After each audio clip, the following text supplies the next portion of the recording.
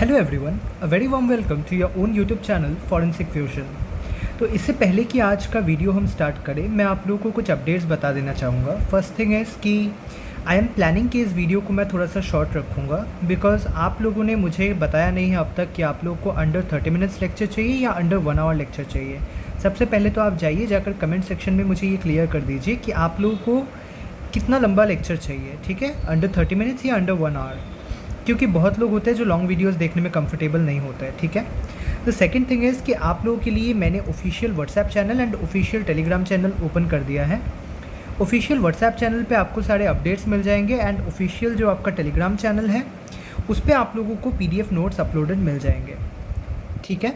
तो आप लोग जल्दी से जाइए, आपको डिस्क्रिप्शन बॉक्स में as well as comment section में लिंक मिल जाएगा, वहाँ से आप ज्वाइन कर लीजिए चैनल्स को, ठीक है।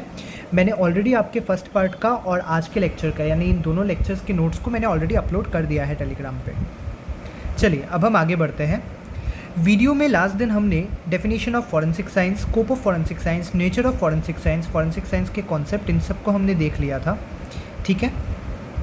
आज हम बात करेंगे यूज़ ऑफ फॉरेंसिक साइंस के बारे में, ठीक है।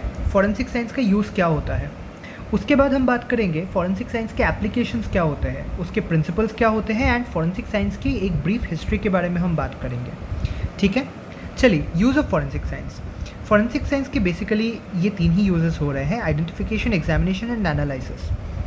फर्स्ट क्या हो रहा है, identification and examination of the bodily fluids, जो बायोलॉजिकल फ्लूइड्स होते हैं आपके, ब्लड हो गया, यूरिन हो गया, सीमन हो गया, स्वेट हो गया, सलाइवा हो गया, मिल्क, टी एट्सेट्रा। और ये सब क्यों हो रहा है, to determine their origin, whether they come from human source, plant source और animal source. Next, identification and examination of materials like wood, hair, fibre, faecal matter, nail, bone, teeth etcetera, ठीक है।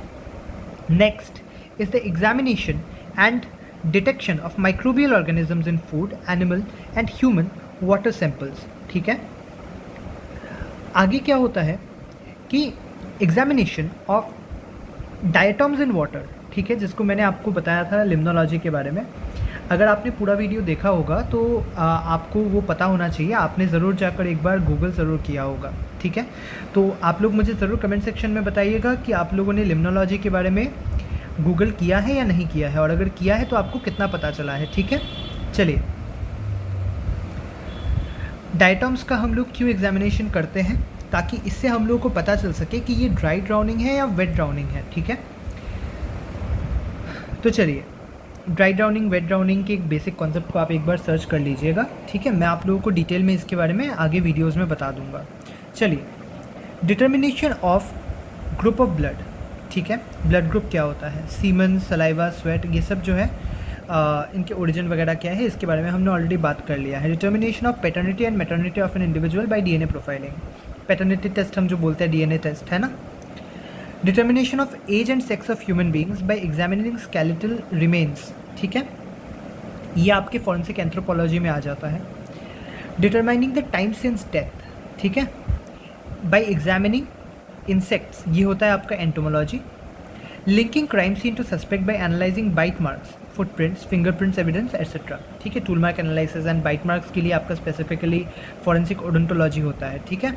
Identification of unknown biological remains like blood, seminal fluid etcetera, ठीक है, ये सब आप देख लीजिएगा।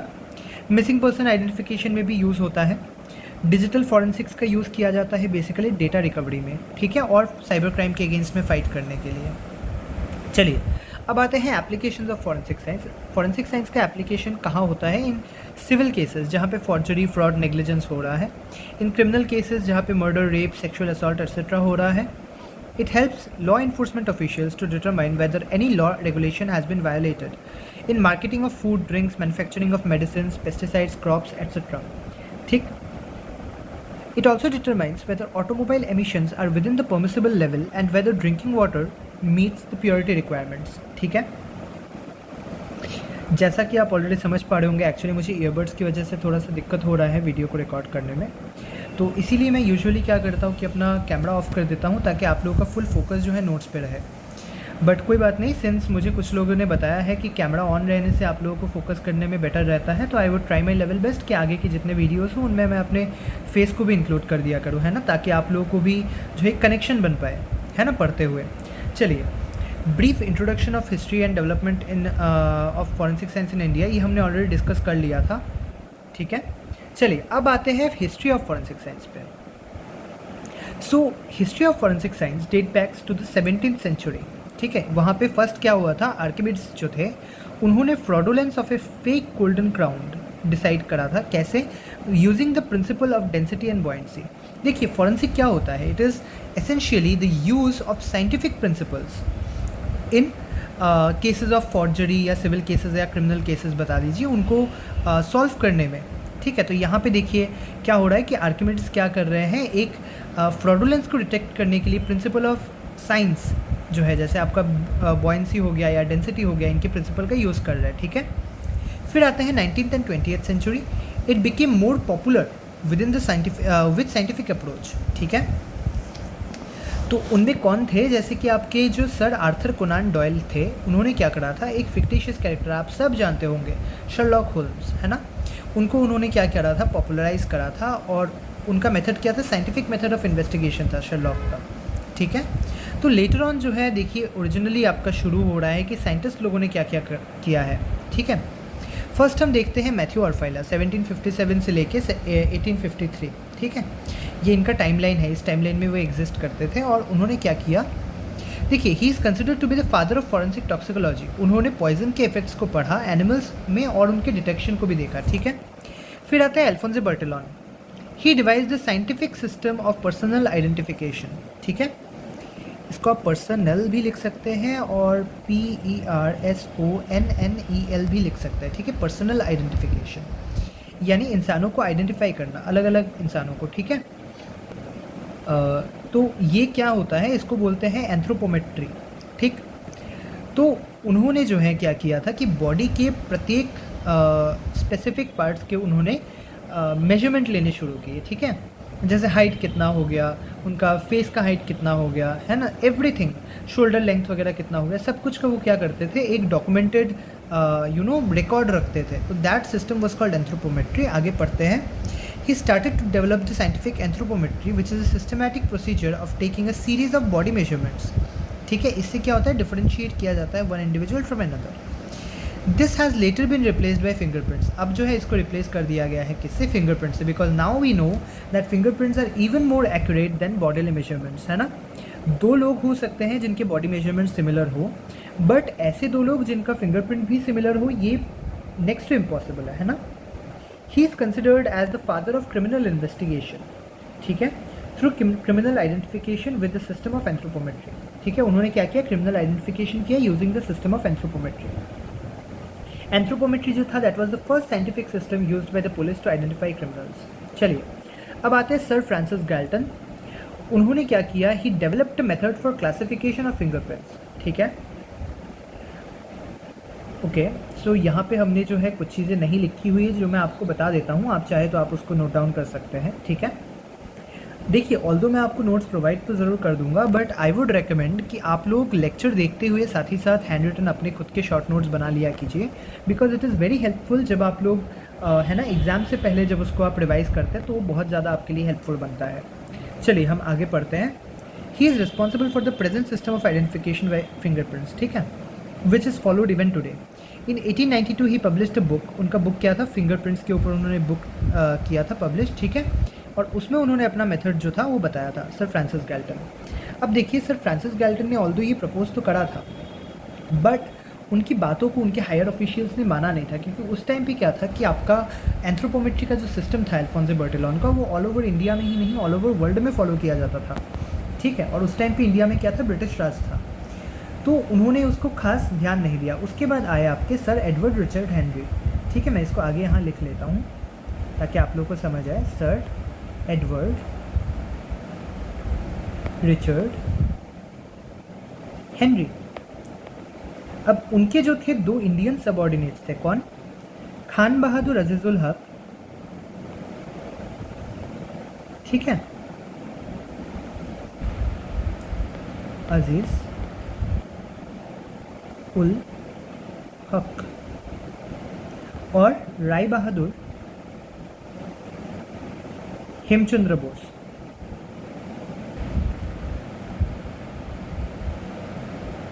उन्होंने साथ में मिलके हेनरी का जो क्लासिफिकेशन है, ठीक है, सर एडवर्ड रिचर्ड हेनरी के नाम पे वो क्लासिफिकेशन रखा गया, हेनरीज क्लासिफिकेशन।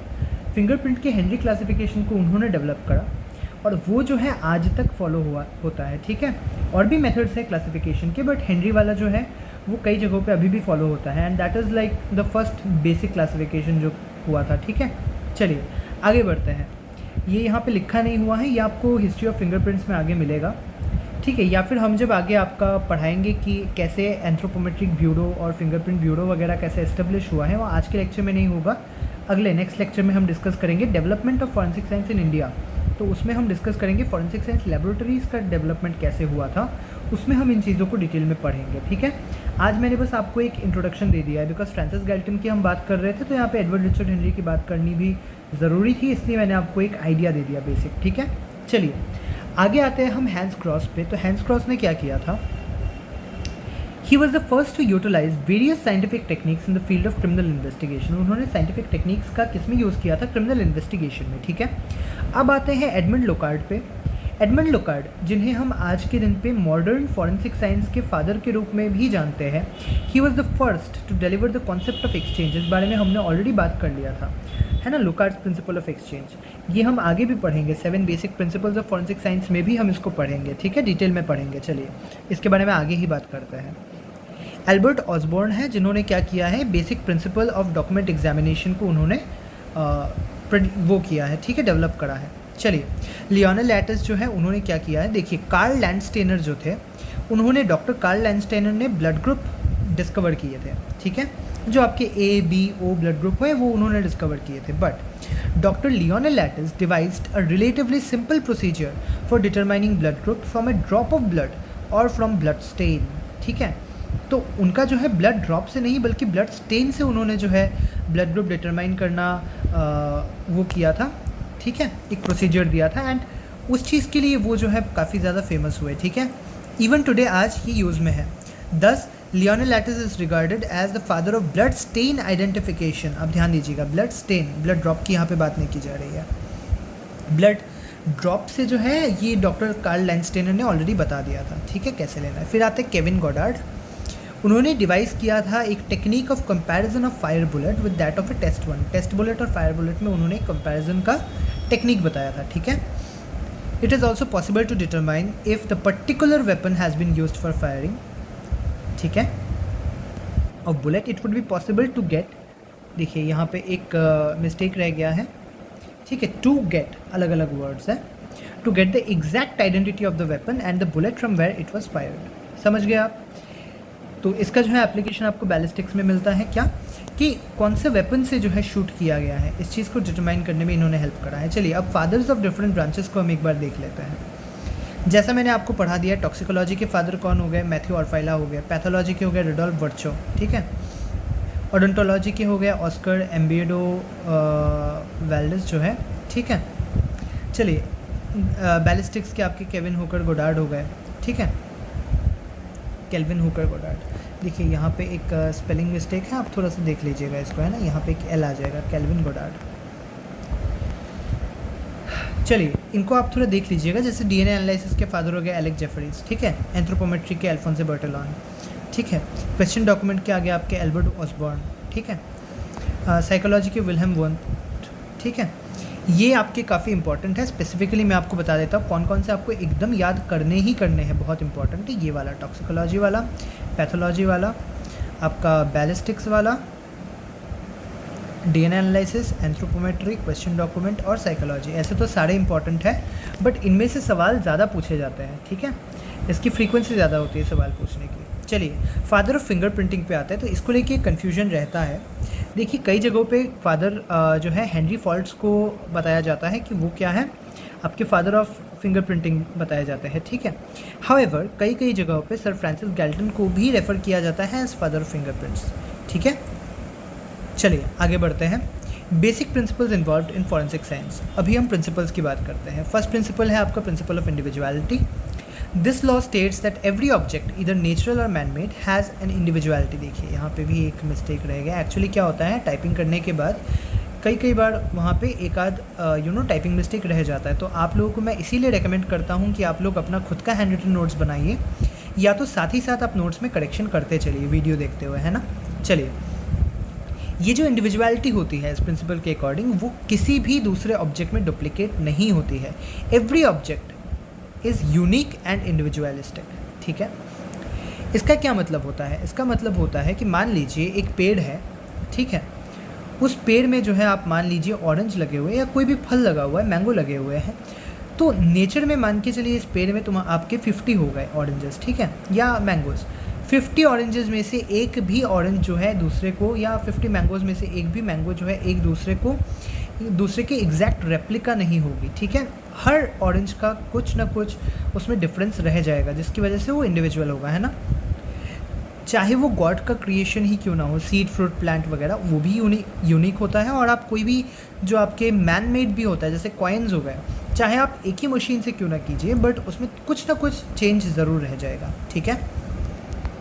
चलिए, this forms the basis of scientific investigation with fingerprints being unique. देखिए, फिंगरप्रिंट्स में इसका बहुत बड़ा रोल होता है कि फिंगरप्रिंट्स के भी आप जब सेकेंड सेमेस्टर में जाएंगे, आप जब फिंगरप्रिंट्स पढ़ेंगे, ठीक है, तो फिंगरप्रिंट साइंस में भी आप ये पढ़ेंगे कि इंडिविजुअलिटी ऑफ फिंगरप्रिंट्स, ठीक है। फिंगरप्रिंट्स के भी कुछ प्रिंसिपल्स होते हैं खुद के, उसमें से एक होता है इंडिविजुअलिटी, परसिस्टेंस, है ना। देखिए, परसिस्टेंस का ये मतलब होता है कि जो आपके फिंगर्स का, ये देखिए, ये मैंने लास्ट लेक्चर में भी डिस्कस करा हुआ है कि जो आपके फिंगर्स का जो फिंगरप्रिंट्स है, ठीक है, जिसे आप बता रहे हैं पेपिलरी लाइंस, ठीक है, वो परसिस्टेंट होते हैं लाइफ लॉन्ग। ये मैं हिस्ट्री में आपको बता रहा था कि इंडियंस जो थे, जो लोग उसको रिचुअल की तरह, आप बताइए ना, एक सिग्नेचर की तरह आपके फिंगरप्रिंट्स को यूज़ किया करते थे, उनको ये साइंटिफिक बेसिस बहुत पहले से पता था, पहले से आइडिया था कि फिंगरप्रिंट्स जो होते हैं वो परसिस्टेंट होते हैं, लाइफ लॉन्ग चेंज नहीं होते हैं, अनटिल एंड अनलेस उनके हाथ जल जाए या स्कार हो जाए, ठीक है। ओके, दूसरा चीज़ आपका ये होता है कि इंडिविजुअलिटी, जिसकी हम बात कर रहे थे। इंडिविजुअलिटी मतलब क्या होता है कि मान लीजिए दो आइडेंटिकल ट्विन्स हैं, ठीक है, मोनोजाइगोटिक ट्विन्स है, उनमें आपका डीएनए पैटर्न सेम हो सकता है। देखिए, इसी बात को यहाँ पे लिखा हुआ है, मोनोजाइगोटिक ट्विन्स। इसका मतलब एक ही जाइगोट से बने हुए दो ट्विन्स, ठीक है, आइडेंटिकल ट्विन्स, उनमें भी आपका डीएनए पैटर्न सेम हो सकता है, बट अलाइक हो सकता है, बट उनमें भी आपका जो फिंगरप्रिंट्स है वो इंडिविजुअल ही रहेगा, ठीक है, कुछ ना कुछ चेंज ज़रूर रहेगा। चलिए, अब आते हैं प्रिंसिपल ऑफ एक्सचेंज। इसको मैंने बार बार डिस्कस कर दिया, चलिए एक और बार बता देता आप लोगों के लिए, ठीक है। Whenever any two object, whether inanimate or animate, ठीक है, चाहे वो मूवेबल हो, नॉन मूवेबल हो, कैसा भी हो, माइक्रोस्कोपिक हो, मैक्रोस्कोपिक हो, जैसे भी वो come in contact with each other, there is always an exchange of minute particles और ट्रेस एविडेंसेस, ठीक है। चलिए, इसके हम एग्जाम्पल को समझ लेते हैं। कोई एक हिट एंड रन केस हो गया, ठीक है, वहाँ पे क्या होगा, ए प्रेजेंस, देखिए यहाँ पे भी ए के बाद प्रेजेंस, दो अलग अलग वर्ड है, ठीक है। This is a presence of blood stains, ठीक है, ठीक है, ब्लड स्टेन का प्रेजेंस होगा व्हीकल में। मान के चलिए एक व्हीकल है, उसने क्या किया कि हिट एंड रन करके वो चला गया, बट वो जो पेंट का जो डेंटिंग वगैरह जो लगेगा ना आपके कार में, उसके पेंट का हो सकता है कुछ छोटा सा हिस्सा जो है विक्टिम की क्लोज में लगा रह गया, या फिर विक्टिम का ब्लड जो है वो आपके गाड़ी में लगा रह गया, है ना। तो इसी बात को यहाँ पे बताया गया है। चलिए, लॉ ऑफ प्रोग्रेसिव चेंज, तो हम सब जानते हैं कि चेंज जो है ये इनएविटेबल होता है, ठीक है, कुछ भी परमानेंट नहीं होता है। तो इसी चीज़ को यहाँ पे बताया गया है कि everything changes with the passage of time, ठीक है। मान के चलिए एक क्राइम सीन है, ठीक है, अगर आप जो है उस क्राइम सीन को अनअटेंडेड छोड़ देते हैं काफ़ी लंबे समय के लिए, तो जो उसमें बायोलॉजिकल एविडेंसेस वगैरह रखे हुए हैं, जैसे ब्लड वगैरह हो गया, ये सब ख़राब हो जाएगा, उसमें से डीएनए आप एक्सट्रैक्ट नहीं कर पाएंगे, बिकॉज वो सब ख़राब हो जाएगा एविडेंसेस, है ना। आपका जो क्राइम सीन है वो भी रैपिड चेंज, स्पेशली मान के चलिए आउटडोर क्राइम सीन है, ठीक है, एक रोड एक्सीडेंट हुआ है, वहाँ पे अगर आपने जो है क्राइम सीन को जल्द से जल्द सिक्योर नहीं करा है, अब देखिए क्राइम सीन सिक्योरिंग वगैरह मैं आपको जब क्राइम सीन मैनेजमेंट पढ़ाऊँगा तब आपको बता दूँगा, ठीक है। तो मान के चलिए कि आपने क्राइम सीन को जो है सिक्योर नहीं करा है, अर्थात आपने जो है कॉमन पब्लिक को वहाँ आने से आप नहीं रोक रहे हैं, सब लोग आना जाना चल रहा है, गाड़ियाँ चल रही है रोड से, तो फिर क्या होगा, एविडेंसेस के साथ टेम्परिंग हो जाएगा ना, एविडेंसेस ख़राब हो जाएंगे, ठीक है। ये होता है आपका लॉ ऑफ प्रोग्रेसिव चेंज। चलिए आगे बढ़ते हैं। प्रिंसिपल ऑफ कंपैरिजन, देखिए इस चीज़ को भी मैंने अपने प्रीवियस वीडियो में आपको एक हिंट दे रखा था कि only the likes can be compared, है ना। There is a possibility of comparison only when things are very similar, ठीक है। जैसे कि मैंने आपको बताया था कि फुटप्रिंट को आप फुटप्रिंट के साथ ही कंपेयर कर सकते हैं, फिंगरप्रिंट को फिंगरप्रिंट के साथ ही कंपेयर कर सकते हैं। आप जो है फिंगरप्रिंट को फुटप्रिंट के साथ या फिर फिंगरप्रिंट को डीएनए के साथ नहीं कंपेयर कर सकते हैं। That would not make any sense, right. चलिए, तो यही यहाँ पे बताया जा रहा है, एक बुलेट मिला है आपको क्राइम सीन से which can be compared by the firing weapon. मान के चलिए राइफल का बुलेट है, तो आप राइफल के साथ ही कंपेयर करेंगे ना, उसको आप पिस्तल या शॉटगन के साथ तो कंपेयर करेंगे नहीं, ठीक है। चलिए आगे बढ़ते हैं, प्रिंसिपल ऑफ एनालिसिस। अब एनालिसिस की बात करते हैं। देखिए बाकी मैं जो है आपको समझा रहा हूँ चीज़ों को, आप बाकी के नोट्स को भी पढ़िए, उसमें जो है मोर देन वन एग्जाम्पल्स दिए हुए हैं। अगर एक एग्जाम्पल हो सकता है मैं डिस्कस नहीं कर रहा हूँ, आप उसको पढ़ लीजिए। अगर आपको कुछ समझ नहीं आ रहा है, आप कमेंट्स में नो डाउट आप मुझसे पूछ सकते हैं, ठीक है। आप मुझे जो भी डाउट्स पूछेंगे आपको जल्द से जल्द मैं रिप्लाई करने की कोशिश करूँगा। चलिए, this principle states that the analysis can be no better than the sample analysis, ठीक है। इसका क्या मतलब होता है, the analysis should be done with proper sampling. अगर आपने सैम्पलिंग करेक्ट नहीं किया, पैकेजिंग करेक्ट नहीं किया, तो फिर एनालिसिस जो है वो करेक्ट नहीं हो पाएगा। करेक्ट सैम्पलिंग और करेक्ट पैकेजिंग बहुत नेसेसरी है। इसका क्या मतलब होता है, मान के चलिए आपको जो है एक फॉरेंसिक एक्सपर्ट बना के भेजा गया है क्राइम सीन पे, ठीक है। वहाँ से आपको एविडेंसेस को कलेक्ट करना है। आपने ब्लड एविडेंस को जो है सही से कलेक्ट नहीं किया हुआ है, वो कलेक्शन भी आपको, कलेक्शन एंड पैकेजिंग भी आपको क्राइम सीन मैनेजमेंट में पढ़ाया जाएगा, ठीक है। Crime scene management and criminal profiling जो आपका सब्जेक्ट है उसमें आपको पढ़ाया जाएगा, ठीक है। तो आपने जो है करेक्टली सैम्पलिंग और पैकेजिंग नहीं किया है, तो उसको अगर आप लेकर भी जाते हैं, ठीक है, किसी फॉरेंसिक लेबोरेटरी में, तो वहाँ पे आप एनालिसिस सही से नहीं कर पाएंगे, उससे आपको डिज़ायर्ड रिजल्ट्स नहीं मिल पाएंगे, ठीक है। चलिए, for example in case of seminal stain analysis, ठीक है, आपको बताया गया है कि सीमन के आपको स्टेन चाहिए, बट आपने क्या किया, इन्वेस्टिगेशन ऑफिसर ने कलेक्ट कर लिया ब्लड स्टेन क्लॉथ्स, उसका कोई फ़ायदा नहीं होगा ना। आपको क्या चाहिए, आपको सेमिनल स्टेन चाहिए, बट आपने क्या किया, आपने ब्लड स्टेन कपड़े उठा लिए हैं, आपको पता ही नहीं है सेमिनल स्टेन कहाँ पे है, आपने उसको ढंग से कलेक्ट नहीं किया है, तो एविडेंस डिस्ट्रॉय हो गया ना। Due to your lack of forensic knowledge आपका एविडेंस डिस्ट्रॉय हो चुका है। समझ पा रहे हैं ना बात को। चलिए आगे आते हैं प्रिंसिपल ऑफ इंडिविजुअलिटी में, तो सॉरी प्रिंसिपल ऑफ प्रोबेबिलिटी में। अब देखिए, इस दुनिया में जो भी होता है everything is based on probability, right. The chances of occurrence of an event, देखिए, determines the chances of occurrence of particular event in a particular way out of a number of ways in which the event can take place, ठीक है। एक particular event जो एक particular way में अकर कर रहा है out of a number of veg. For example, आप एक कॉइन को हवा में उछाल रहे हैं, कितने प्रोबेबिलिटीज़ हो सकते हैं, दो ही प्रोबेबिलिटीज़ हो सकते हैं, या तो जो है आपके पास हेड्स आएगा या तो आपके पास टेल्स आएगा, है ना। अब इन दोनों में से कौन सा हो रहा है वो आप प्रोबेबिलिटी पे पढ़ते हैं ना। इस चीज़ को आप लोगों ने क्लास 9-10 में भी शायद पढ़ा हुआ होगा, प्रोबेबिलिटी का आपने कॉन्सेप्ट पढ़ा हुआ होगा। जिन्होंने मैथ्स ले रखा है 11-12 में उन्होंने तो डेफिनेटली पढ़ा होगा।